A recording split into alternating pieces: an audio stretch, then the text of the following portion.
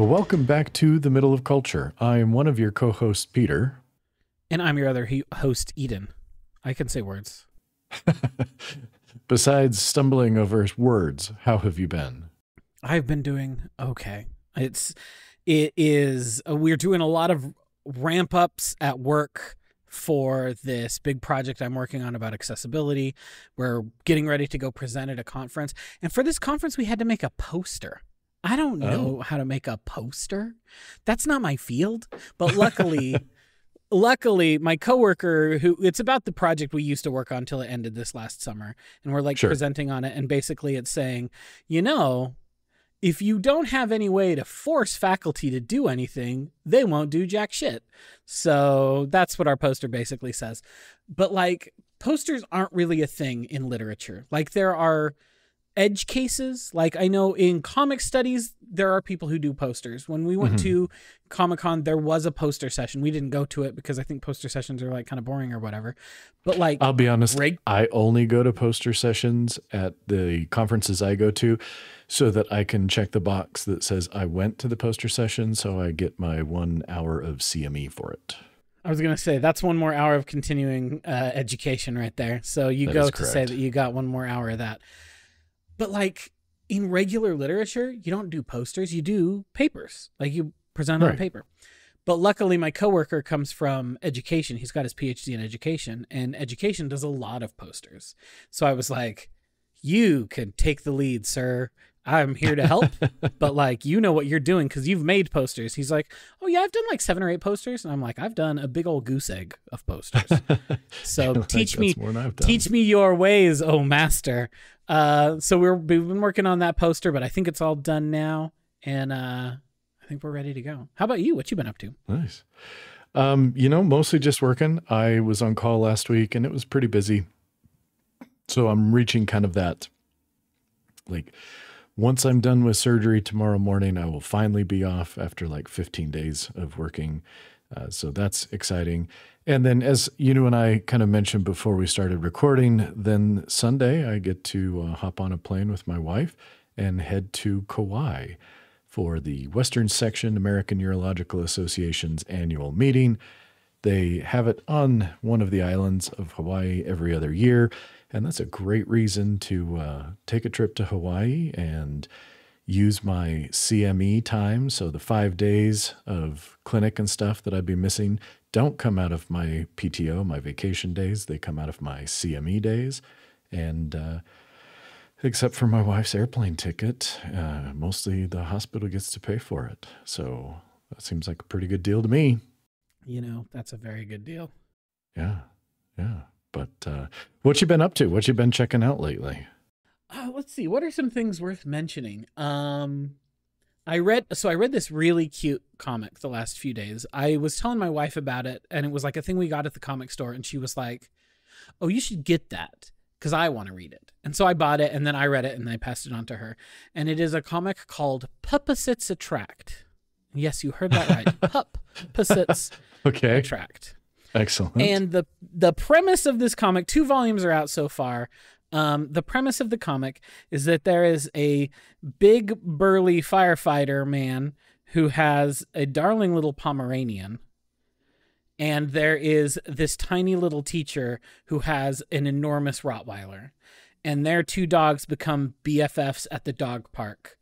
And consequently, they keep running into each other and let's get together so our dogs can play. And then slowly but surely, we've got some smoldering. We've got some flames slowly building here between the 2 of them. It's a pretty slow burn. They still have not even gone on a date by the end of volume 2, although they are going to go on a weird joint date to a local inn in their town they live in because it is a dog-friendly inn. So they can bring their dogs on a vacation with them. Weird first date, I think, to go to an inn, although they'll be sharing separate rooms, so it's not oh my god, it's a two people, 1 bed situation. That would be a little much. Sure. But it was very cute. It's got really cute art. The dogs are darling, and it was just kind of fun. It was nice. Yeah, it was a lot of fun. What else have I been reading? That's kind of the only thing I've been reading. Yeah, and it's a lot of just waiting for Veilguard to come out. Farting around in my gotcha games, waiting for Dragon Age 4 to come out and disappoint me, as it inevitably will. And remind me, when does it drop? Next week, Halloween. Oh, yeah. Oh, you know, I won't even be able to play it next week. That's too bad. I'm, heartbroken. I mean, I guess I'm a little disappointed. I don't know. The only other thing I will mention, I don't know if I mentioned this before. Did I mention that I started doing a paint by numbers kit? No, you did not. So I wanted to do something crafty. I wanted to have the chance to do something with my hands again. And this is something that I kind of work on occasionally in between working on model kits. I've spent more time working on model kits lately. But sometimes I like to work on this paint by numbers kit. But you know what that means. If you're doing a paint by numbers kit, you got to watch TV, which is not a thing I usually watch. But it's also got to be TV I'm not really paying attention to. I don't want to watch something I really need to be focusing on while I'm painting, because I'm painting. Sure. I just want some background information. So I have been watching the original 1980s Matlock. Oh, classic. With good old Andy, what's his name? Andy Griffith. Andy Griffith, yeah. Yeah, and it's a pretty okay show. It's an 80s show, so it has some real questionable race and gender politics sometimes. Gets a little messy sometimes, but it's also one of those shows where it's you can tell they're trying to be 80s progressive, because they're oh, Matlock has his daughter as a lawyer also working in the office with him, because basically he's trying to prepare her to take over the practice, and their helper guy who they send to do stuff is this black dude, so they're on really good terms with this black guy who's one of the main characters in the cast and all this sort of stuff. But it's also just kind of weird sometimes when it comes to gender and race, sure, because it is a show from the 1980s. Yeah. But it's also really entertaining because Andy Griffith is a really compelling lead. And there is a reason why 40 years later, people can still be well, I'm just an old country lawyer. And everybody knows that you are making jokes about Matlock. Everybody knows that you're oh yeah, Matlock.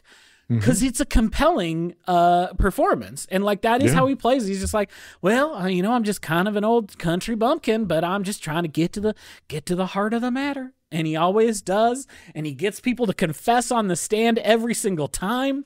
And, I don't think we've talked about this on the podcast, but I think we've talked about it in real life. And I've talked about it with other people too. It is from that tradition of legal shows where there was always someone accused of the crime that didn't do it. And this is the noble defense attorney coming in to protect the innocent from the overreach of a foolish state that can't solve the crime on their own. And this is a tradition that goes all the way back to the 50s with Perry Mason. Perry Mason was that exact same fucking shtick. He was a defense attorney. End of every episode, Perry Mason, Matlock is just Perry Mason. It's a remake of Perry Mason because he's a defense attorney.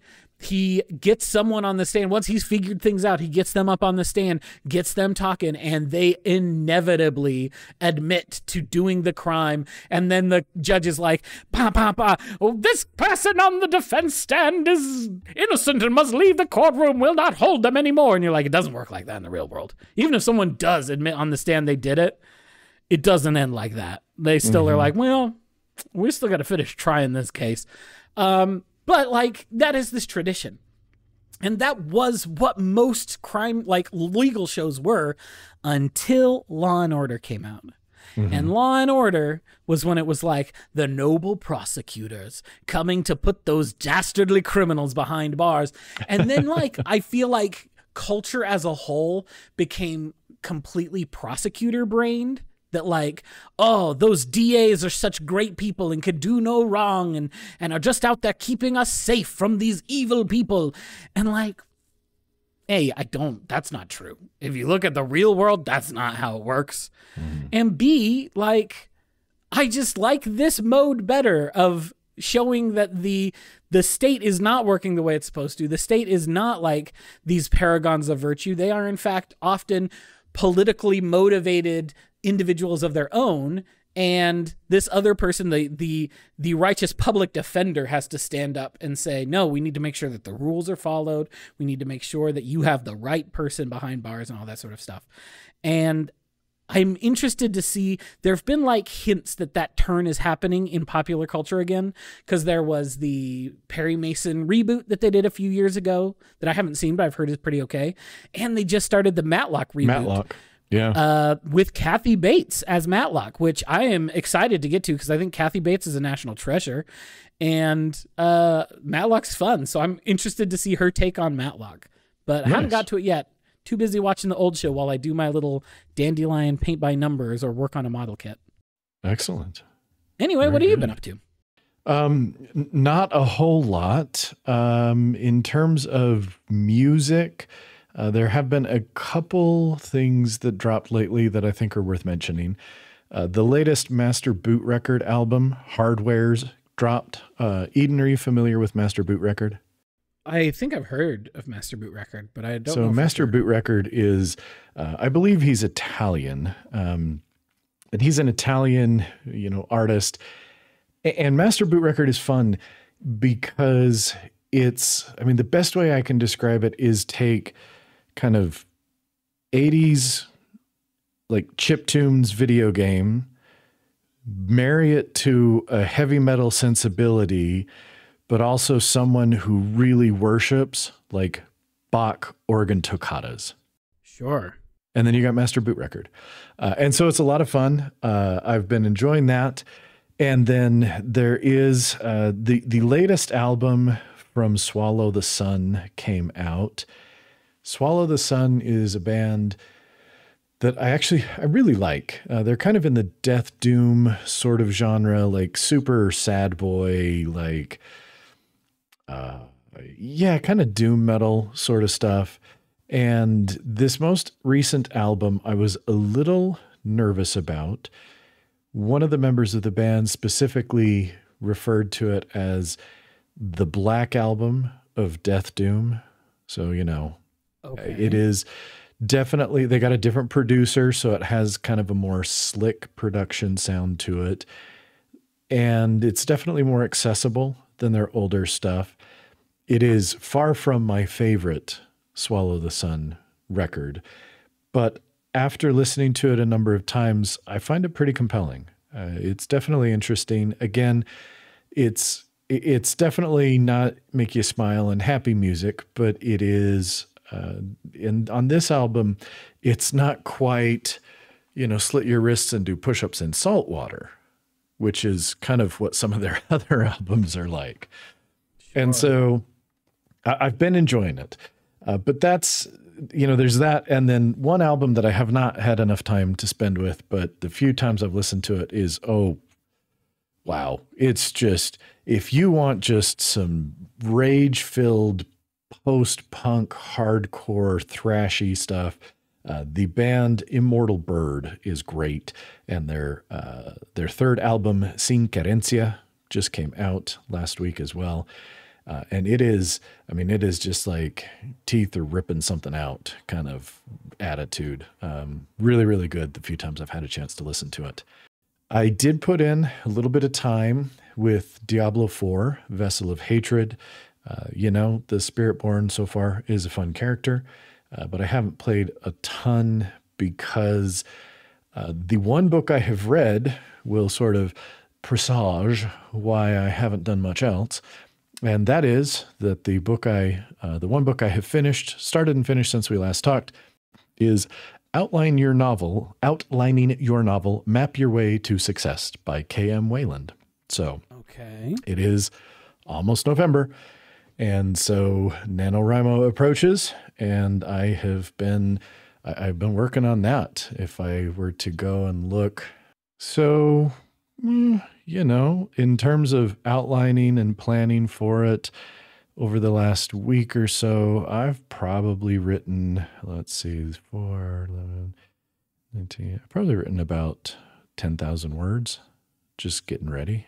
So like, I know your previous 2 years, you've been a little more like less outlining, more just righty. Sounds like maybe this year you're doing like a lot more prep and a lot more outlining. I am, and I am glad that I am, because I definitely, especially after the last couple nights, based on a recommendation in this book outlining your novel, I have been really, I have one document that I just sat down night before last, and the title of the document is What If? And it's 1,300 words of literally just me writing questions. What if this happened? What if this happened? What if this is what's going on? What if this? What if this? What if this? Just a whole series of questions with ideas that, as I'm just coming up with these, I'm getting a much better idea of where I want the story to go. And so I feel like I'm going to go into this November a lot more prepared. I'm doing something different this year as well. I actually wrote a blog article that I put up on Medium about this. The past 2 years, I used Scrivener to write my books, and was really unhappy with it. So I know that Scrivener is incredibly powerful and it's industry standard and blah, blah, blah, blah, blah, blah, blah. It's also a pain in the ass to use. Yes, it is. It is a pain in the ass to use. And my biggest complaint with it is this. It is mired in early 2000s software sensibilities.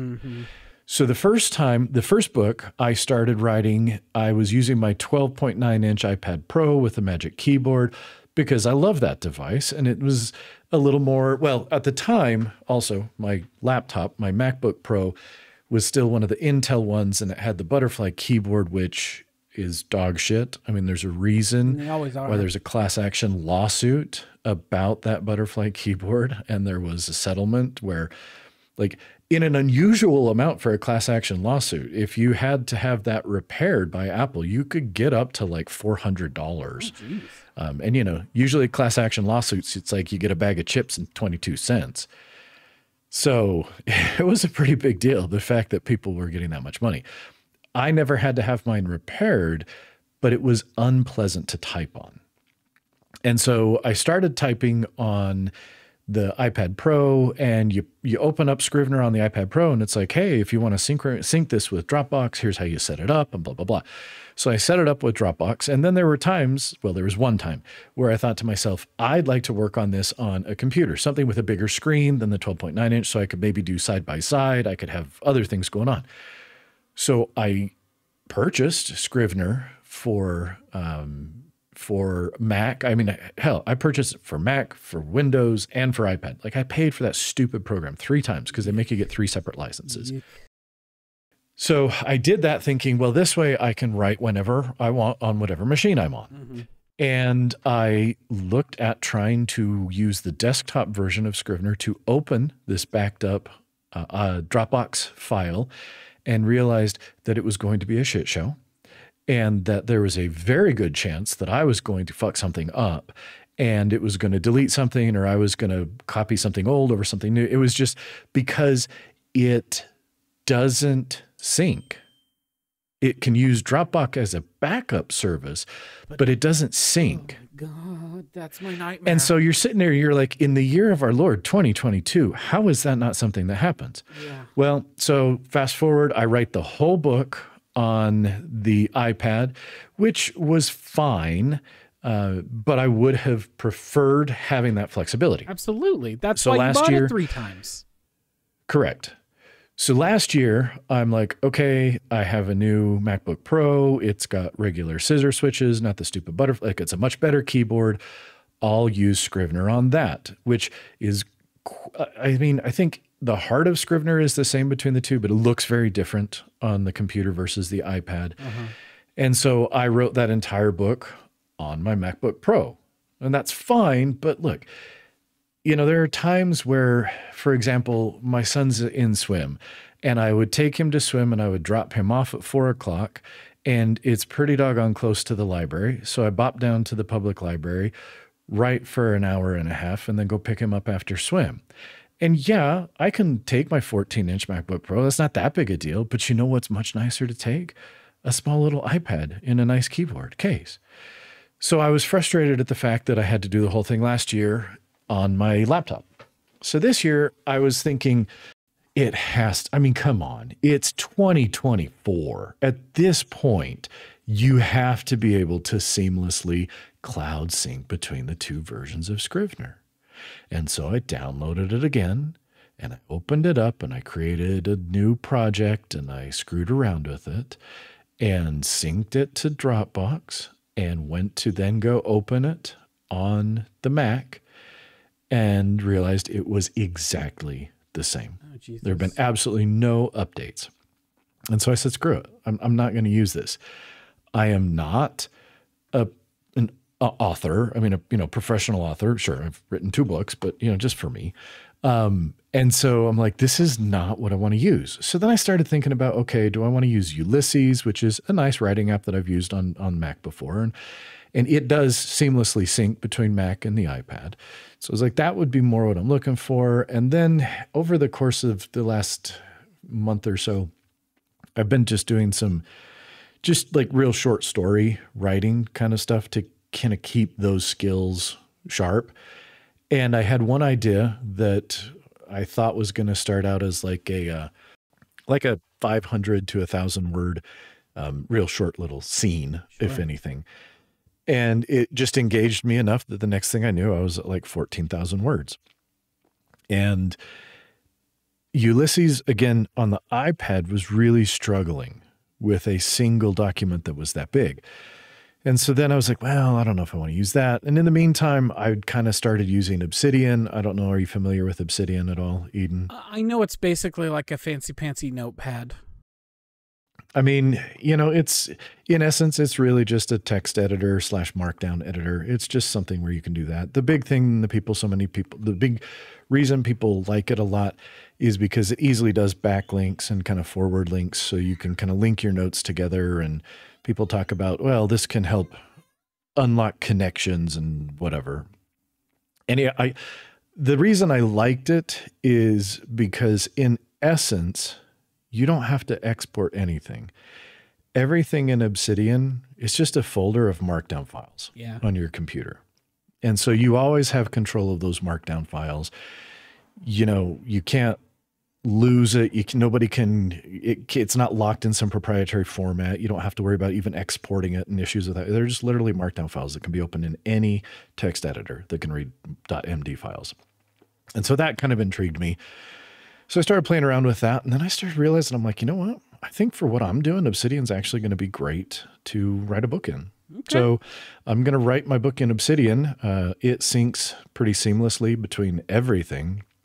And so I can work on my Mac Mini with a 27-inch 4K monitor and have a ton of room. I can do that. I can work on it on my laptop, and I can then grab my new, 11-inch iPad Pro with the Magic Keyboard, which is a joy. It's just so nice and light and everything that I can just take that anywhere with me. Sure. And so I'm going to write a book in Obsidian this year. And there's a nice plugin called Longform that's specifically designed for that. You can organize things in scenes and chapters and acts and move things around. And then when you're done, you hit compile and it'll strip out all of the weird, like the front matter. It'll strip out any of the links that are in there, and it'll just spit out a single great big markdown file that then you can convert to whatever, EPUB, PDF, Doc, X, whatever. Sure. So I'm going to go with that. And that's mostly what I've been doing most of my free time. The last couple of weeks has been either, like I said, reading that book or my prep to get ready to start writing on the 1st of November. Very cool. I'm still, I'm on the fence whether or not I'm going to try to do it again this year. I've been low-key percolating ideas and working on some outline stuff for the past few months. It's just a matter of whether or not I'm actually going to take the plunge. I would say join me. The water's nice. Oh, I just might. We'll have to see next episode. All right. Sounds good. Well, let's get on to our main topic for the day, because I am interested to have this discussion. So listeners, it was probably a month or two ago, I kind of had this thought, because in part of some other podcasts that I was listening to, but I realized that I have never seen any of the Matrix movies after the first. And the more I started to think about it, it's probably been at least 20 years. It was at the very latest, very early 2000s since the last time I actually watched the original Matrix movie start to finish. And so I proposed to Eden. I said, hey, why don't we watch the Matrix movies? And so that is what we're going to be doing for the next few sessions, the next few episodes. And today we're going to kick it off with the original, with 1999's The Matrix. So Eden, what did you think about rewatching The Matrix? Is this the best movie we've watched for this podcast so far? As I was watching it, I thought to myself, the only movie we've watched for this podcast that I would say is in contention for me is Logan. Yeah. The only one I could even think of that I maybe have more fondness for, just because I have such fondness for it, is when I made you watch Spirit of the Beehive with me. But I know that you would not say that about that one, which is fine, and I get it. That is a me movie. That movie is for me. Yeah. But yes, I sat there. It was funny because yesterday I was like, okay, I need to watch that movie tonight. So I was texting my wife. We were both at work, and I was like, hey, do you want to watch a movie with me tonight for my podcast? And she was like, that depends. And I was like, we're going to watch. That's always a fair question. I said, we're going to watch The Matrix. And she was like, then absolutely I will. And I was like, look, I know we're watching a good one. Doesn't always happen, but we're watching a good one. And it too, for me, has probably been 15, 20 years since I'd seen it. Yeah, it was probably a little under 20 years ago. Because I watched it right before I watched Reloaded and Resurrections in like 2005, 2006. I don't know that I've seen any of them since. Here's the thing. This movie is 136 minutes long, and it feels like it is 70. It cooks for 2+ hours. And then when it was over, Cassie was like, well, that was a really short movie. And I was like, dog, it was 2 hours and 16 minutes long. Look at the time. It is after 9 p.m. And she was like, fuck, I thought it was like 8. And I was like, no, dog, we've been watching this movie for 2.5 hours after the pee break for the dogs in the middle. Because, of course, the dogs in the middle were like, oh, I got to go pee. So I had to pause the movie and take them all outside and schlep them all back in. But, like, this movie fucking rules, man. This is a good movie. Yeah. And it's one of those things really that, like, is. You watch it and you're just like, oh, cinema. Like every movie. It's like there are 3 movies I can think of that have come out in my lifetime that after you watch it, you go, oh, that's the next 15 years.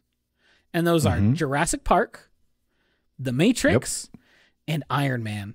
And those 3 movies are, okay, well, then that's the next 15 years of filmmaking. We'll see what the next one of those like generational shift movies is. I don't know that there's been one since Iron Man, but like, this is that. Like, from everything from like the fashion to the choreography to the pacing to the like really heavy use of monochromatic filter over the film to give it a really specific feel. All of those things will be used by other directors to much less effect over the next 10 to 20 years.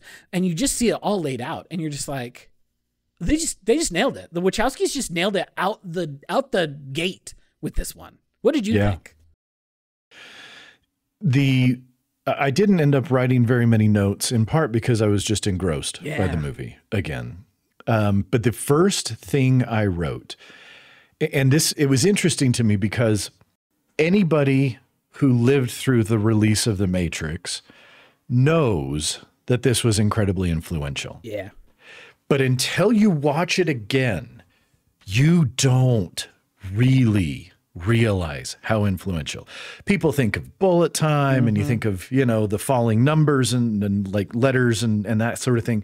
But the first thing I wrote is it is almost impossible to overstate the influence that this movie had on, like you said, cinema since then. I mean, really, it was incredible. So many things where I'm like, okay, this is why these are still being done. These tropes, these techniques, these things, in some cases are still being done 25 years later, because the Matrix is that important and that game changing in its approach and what it did. Well, and like the other thing is it's not just movies. Like I see all of video games of the decade after this here. I see all of fashion, and like I see the reinvention of the goth as something that is not marginalized in the way that it had been in the 80s and 90s. Like there's just so much there. And also, like, the cast is just incredible. It's just like bangers all the way down. And you watch it and you're like, there's a bunch of people who had successful, like, Keanu Reeves was a name. People knew who Keanu Reeves was, but like, he just nails it. And like, this brought Laurence Fishburne to a much higher prominence than we had ever seen before. This made Carrie-Anne Moss a household name. This brought Hugo Weaving to everyone's attention. And then we saw him 2 years later as Elrond, and you were like, Agent Smith is Elrond? Like, you know, like this was a fundamental, like a vibe shift movie as you're watching it. It's just cool. And it's just cool. It's just like has style out the wazoo, and every frame looks cool as hell. Like there's not a wasted moment. There's not a wasted shot. And it just rips. It just really rips. Yeah, it does. I'm going to give the briefest overview, because if you haven't seen it, well, then you need to go watch this movie. And I think most people probably have. So just a reminder, we start off and we've got some cops assaulting a building, and then we meet Trinity and she kicks their asses, and we meet the agents, and then the next thing you know, she's pulled kind of out, and then we go to, you know, Neo, and there's a whole thing where his computer is typing to him and he's weirded out, and then he gets a phone call at work and it's Morpheus trying to talk him to get away from the agents, but the agents get him. And long story short, you come to understand that in the world of the Matrix, humanity, they're all just basically, you know, humans are batteries. They're plugged in a bunch of little pods, and the machines have taken over, and the machines are basically, we live in, you know, Earth is a dystopian hellscape because of the battle between the machines and humanity. And there's been a prophecy that says there will be the one who will be able to take over and free humanity, and they'll overthrow the robots. And Morpheus, Laurence Fishburne, is convinced that Neo is the one. So they get him out of the Matrix. They try and teach him how to manipulate the Matrix and understand what he can do in there. And then he gets captured by the agents, and they, you know, bad things happen to a bunch of the good guys. They're betrayed, and we've got Morpheus and Trinity. I mean, excuse me, Neo and Trinity going in to rescue Morpheus. They rescue Morpheus. They're trying to get out. The agents corner Neo. Morpheus has gotten out of the Matrix. Trinity's out. Their ship, the Nebuchadnezzar, is getting attacked by Sentinels. They need to fire off the EMP to shut the Sentinels down, but they can't do it till Neo's pulled out. Big, you know, thing with the agents at the end, and Neo realizes he believes that he is the one. He can see the Matrix. He can now manipulate it. He defeats the Agent Smith, and then boom, he gets pulled out. And then the end of it is Neo is now talking, and he's in control. He's a badass, and he's ready to go and fight the fight. What were some of the? And then the Rage Against the Machine song drops, and you're just like, exactly it is 1999, and I am hearing Zach De La Rocha rap about why the corporations and the feds are evil, and I'm in heaven. Like, this movie whips so bad. It rules. It really does. So what were some of the things that stood out to you watching it this time? Again, besides the influence of it and its long-reaching influence that we've talked about, but what else? Was there other stuff that jumped out at you? Yeah, it really... that you wanted to mention? It really comes down to the performances of the leads for me. Like, I think that this has largely changed, but I know, especially when this movie came out, there was a real sense among people that, like, Keanu Reeves was not a good actor. They were like, oh, you know, he's just like Bill and Ted. He's like Ted Theodore Logan all the time in every movie he's ever in. And I just fundamentally don't believe that that was true at the time. And it is especially not true now looking back at it and just being like, no, like he is cast so well here and delivers such a great performance. And like, it just... Can you imagine, just for a moment... Are you looking at the Wikipedia and reading the list of other people? I'm not looking at it. No, because I'm just going with the one, I want to hear that list, but the one I remember is, can you imagine if this was Will Smith? Yeah, this is the list, and it would not work. It would not work the way it does if it's Will Smith. Will Smith, fine Absolutely actor, not. doesn't have it the way that Neo needed to have it. He's got too much swagger, and that wouldn't work for Neo. He's way too much charisma. Like, the reason that Keanu works so well, in my opinion, is because he is charismatic, but he is like goofy, awkward charismatic. There's like an understated nature to his charisma in most of his performances, and that's what works here. And Will Smith doesn't have that mode. Like, he's very charismatic, but he doesn't have that mode. So Will Smith turned down the role to make Wild Wild West. So that was the right choice, bud. Nicolas Cage turned it down because of family obligations. Yeah, the face you're making is the face I'm making. Warner Brothers sought Brad Pitt or Val Kilmer. When both declined, Leonardo DiCaprio initially accepted the role, but ultimately turned it down because he did not want to do a visual effects film directly after Titanic. The studio pushed for Reeves, who won the role over Johnny Depp, the Wachowskis' first choice.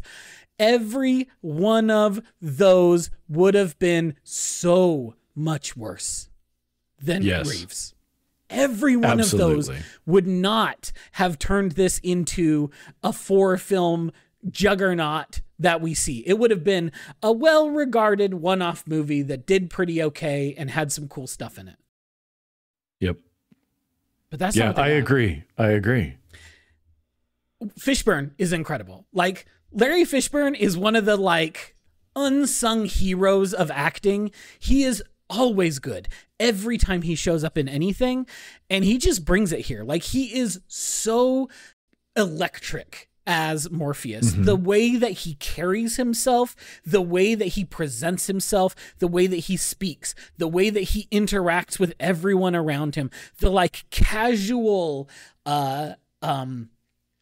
like force that he projects as a leader throughout this film, and how he never wavers in his belief and he never questions anything. He knows that he is righteous and that he is on the right path, and like, you feel it through him. It radiates through the screen, every scene that he's in. And like, Carrie-Anne Moss is just incredible here. She is an actor who we don't see enough. And every time I see her, I think to myself, God, why don't I see more stuff with Carrie-Anne Moss in it? Why did she not become as big of a household name as many of her contemporaries? Yeah. I don't know. What are some things that stuck out to you about this movie? I mean, I have to agree with those. The cast is incredible. And it really is kind of one of those perfect situations because... And it's difficult to say, is it just because we have 25 years of these characters having played these roles?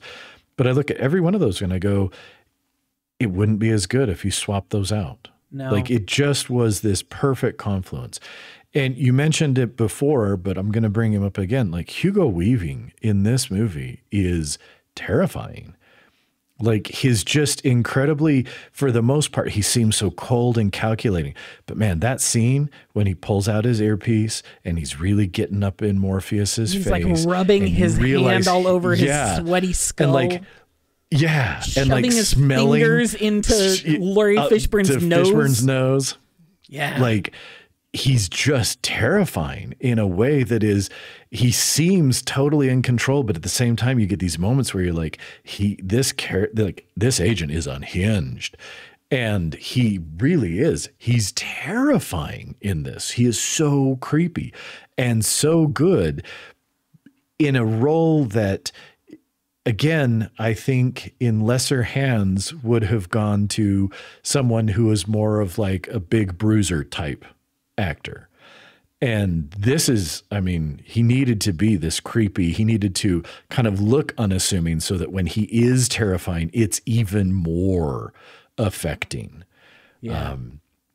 You know, one of the things that I wrote down, I'm going to give it up for Joey Pants, Joe Pantoliano. Oh, Joey Pants rules in this movie. He's so scummy. He is so scummy, but at the same time, what makes it work so well is you hate him, but you totally understand him.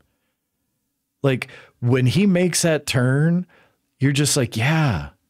Like you see what they're flying around in and you go, yeah, if he's been doing this for 9 years, yeah, I don't blame him necessarily. I mean, you do, but at the same time, you're like, yeah, I get why you'd be like, you know what? Plug me back in, make me forget about all this. Yeah. Just let me live my life. Mm-hmm. And it just works so well. And even like the smaller parts, they're affecting, you know, when they die, like it's a bit of a gut punch, even though you haven't had that much time with them. Because they really do. They all just nail it. It's just such a good cast. Well, and like what other, the thing is, the reason this movie has so much influence is because it does things that you had never seen before. The bullet time. Yep. Like, is so, like, at this point, it feels stayed because it's a thing we've seen 1,000 times before. But when you remember, no, this is it. This is where it starts. This is all of it. It feels so different when you see it that way. And, like, when you see the setup that they used to film it and, like, how they invented this thing from whole cloth just for this one shot of Keanu Reeves, like, slowly leaning backwards and, like... and it just works. And like the effects feel sometimes kind of like wobbly, but that fits because of the vibe of the movie, because it's like, that is this computer program not sure how to display the things that are happening in it. So of course it's a little wobbly. And another thing that I found was really impressive as we were watching it, they do a lot of their own stunts, especially when it comes to the close hand-to-hand combat.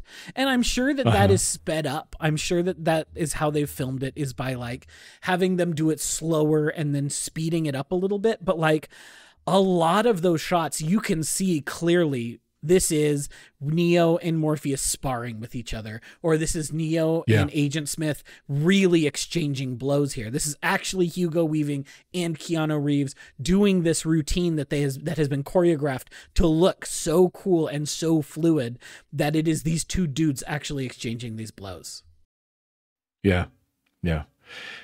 You know, one of the things that I thought to myself as the lobby scene is starting and then happening. I mean, is there a better action scene in film? It's in the top 5, 100%. I'm sure there are other ones. Like, I've not seen any of them John Wick movies. I hear they're very good. I ain't seen a single one. But like, it's top 5. When they just roll in and it's all in slow, and the slow-mo is used so well in this film and then ruined by so many other directors. Zack Snyder saw that movie and then he was like, I'm going to ruin movies for 25 years because I don't know how to selectively use slow-mo the way that the Wachowskis do. Like, they use it so well in that scene specifically and throughout the film, but like, no, my hair on the back of my neck stood up when they walked in and put that big thing of like the bomb on the like metal detector and walk through, and it was like electricity for the next 4 minutes. It's so cool. I mean, and people the guy comes over with the wand, everything's falling apart. You know, oh God. Exactly. It was just, and that's the thing, is I was a little nervous going into this because it has such a key kind of part in our societal consciousness about movies since that time. Like, it's so many aspects of it are so ingrained that I wondered if they would still have the same impact. And the answer is absolutely. Yeah. Do they have that same impact? Even knowing what was going to happen in that scene and what's going on, like it was like goosebumps. I was on the edge of my seat. I'm like, okay, this is fucking incredible. Yeah. Like, so good. So good. Yeah, they just nailed it. Like, it's just the cinema. You watch it and you're just like, yeah, they figured it out. They made an incredible film. And then they made 3 more of them. And I've not seen the 4th one, but I remember thinking at the time, is The Matrix Reloaded better than the first Matrix movie? So I am very curious to get to The Matrix Reloaded, because my 19-year-old remembering is that it was maybe better than The Matrix. Interesting. Revolutions is I know they get a lot of Revolutions is a mess. I'll be the first one to say it. It gets real messy in that 3rd one. I still remember liking it a lot. But also, I have seen on Twitter and been reminded of the overpass scene from Matrix Reloaded and thought to myself, yeah, the cinema. So I'm excited to get to that in a couple of weeks. Well, and I am too, because I've heard they get a lot of hate. They get slagged on a lot. They do. And so I'm curious to go, okay, especially those two, but to look at it, 20 years later and say, okay, is it as bad as everybody seemed to think at the time? And then I've heard some varyingly positive things about the 4th one as well. Yes, have I. But, there are a few other things in this that there was a moment, and it's as Morpheus is explaining to Neo the situation of the world, and they start talking about the AI. And all of a sudden I was just like, man, it is creepy, like a little like spine chilling to hear that in our current technological climate. And I'm the first to say that, at least in my experience, I think all of these LLMs and stuff, they're definitely not actual intelligence. No. They're just prediction models and stuff. Yes. But I look at all of this and I go, you see all this money being dumped into AI. I mean, billions and billions of dollars being dumped into trying to make artificial general intelligence. And then I watch this movie and I go, oh, are we sure? Are we sure we want to do that? Yeah. I'm not trying to be a doomer, but it's, you get kind of just look at it, you go, oh, okay, what's going on? One of the things that I noticed at multiple different points during the movie that I really thought was cool is the Wachowskis do some really interesting stuff with reflections in this movie. So early on, you get the shot of Neo being taken by the agents into the car, and it's the reflection in the motorcycle mirror that Trinity's on. Then, of course, you get that reflection in Morpheus's glasses, where they do that really cool thing where it's like the red pill in one glass and the blue in the other, and what's happening in the two is not exactly translated across. Like, it's almost like they're two separate little scenes happening, two possibilities. Yeah. There's a really cool, just brief glimpse as they're getting ready to go into the Oracle's apartment, where there's, again, this reflection of the doorknob that shows this distorted view of Morpheus and Neo. And then again, in the Oracle's apartment, you've got the kid with the spoon. And you get, again, these reality distorting reflections of what's happening in the back of the spoon. And it was just a subtle little thing that I really appreciated, that I thought was super smart, was this whole movie is about what is reality, and then bending and manipulating it. And so we're going to give you all these little just brief glimpses here and there of reality distorted, reflections of reality that are distorted. And that was one of those things that just jumped out at me that I thought was really fascinating to see this time around. Yeah, it just works. Like, it's just the cinema. I don't know what else to say. It's one of those things that, like, if you have never seen this movie somehow, 25 years on, you got to go watch it. It is the monumental film that it is for a reason. They're like, throw this bad boy in the Library of Congress immediately for a reason. Like, it's just really great. It really is.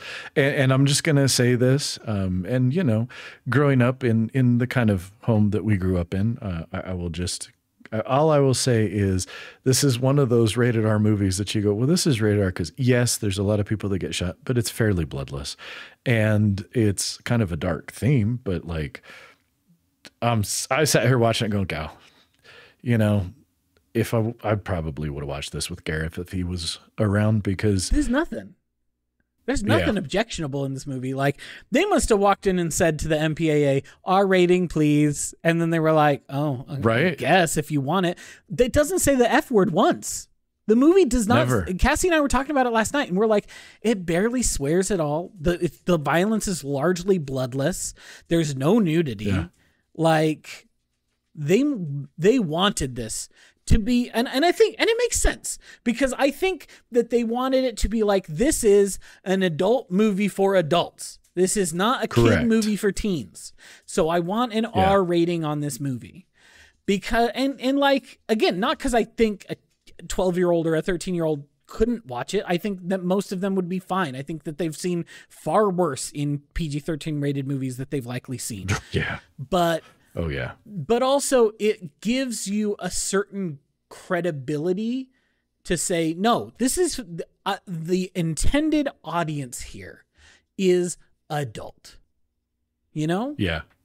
Like, it's like, you know, when it comes to book like groupings, like the whole idea of people as adults still reading YA, or how they're asking for this new category called new adult, of like books for like 18 to 22-year-olds. And it's like, just read regular books. But like, even if a book that is like considered adult general fiction doesn't have anything objectionable in it, like, you're saying something by saying, no, this is not YA. This is an adult book. This is who I want to be engaging with this. That is who my intended audience is, regardless of who my actual audience is. My intended audience is adults. And so I think that there's something to be said for them to say, we're likely going to make less money by doing this, but like, it is important enough that like, that's where we want it to be. That's who we want to target with this. And it didn't make that much of a difference, because they still made a crap ton of money on this movie. They still made nearly $500 million on a $60 million budget. So like, everyone That's incredible, by the way. Everyone was happy walking out of this. Like, this was, for a long time, I think, the highest grossing R-rated movie for a long time. I'm sure. The Deadpool movies came along and ruined that for everyone. And those and Joker, I think, are the highest rated R-rated movie, or the highest grossing R-rated movies. And part of that is the passage of time. Obviously, a movie ticket in 2019 to go see that terrible Joker movie is going to cost a lot more than your ticket in 1999 to go see The Matrix. But still, like, it's incredible what they were able to pull off. And it's incredible that they were able to build enough like cultural cachet to say, we're making 2 more, and we are making them back to back. Give us 2 budgets. Yeah. And you get 2 movies. And I think that that's really interesting. And I am very interested to see how you respond to them, because I do remember them fondly. And I remember a lot about what happens in them. That was another thing. Even though I hadn't seen this movie in almost 20 years, I never forgot a thing. The entire thing, nope. I remembered every scene from this whole movie. There was not a single scene that I was like, I forgot about that. It was all captured up here. Every scene of this movie was in my brain. So I'm very curious to see the other 2 and see how much did I retain from those, because I remember them being a lot more convoluted in their plotting than the original movie is, the first movie is. So I'm very interested to see both my reaction to revisiting the next ones and your reaction to seeing them for the first time. Yeah, I'm looking forward to it, because again, this movie absolutely stands the test of time. I mean, it is so good. It is such a good movie. And so, you know, I mean, I'm looking forward to the next ones, if for no other reason than I want to know where the story goes. I want to know what happens. So do you know what happens in the other movies? I've heard little bits and pieces, but I haven't really, I don't know the whole story. All right. So I'm looking forward to finding out. All right. Well, I'm excited to get there. Well, is there anything else you want to mention before we wrap it up this week, Eden? I don't think so. Maybe the Wachowskis are some of the greatest filmmakers of their generation. I mean, between this and Speed Racer, I'm like, let's. I was just going to go. say, what have we watched? What have we watched for this podcast? It's this and Speed Racer. So right now, they're batting 1,000. Let's fucking go. Yeah, no kidding. Well, we'll be back in another couple weeks, and as y'all know, our plan is we're going to come back with some more Matrix real soon and talk about the next one. And I look forward to having that conversation. But until then, if you would like to leave us any feedback, please reach out at feedback@themiddleofculture.com. Go ahead and share this with other people. If you think they'd be interested in it, go ahead and subscribe, leave us a rating, give us a review, all that fun stuff. And we'll be back in another few weeks to talk about another movie. Yeah, we'll see you then.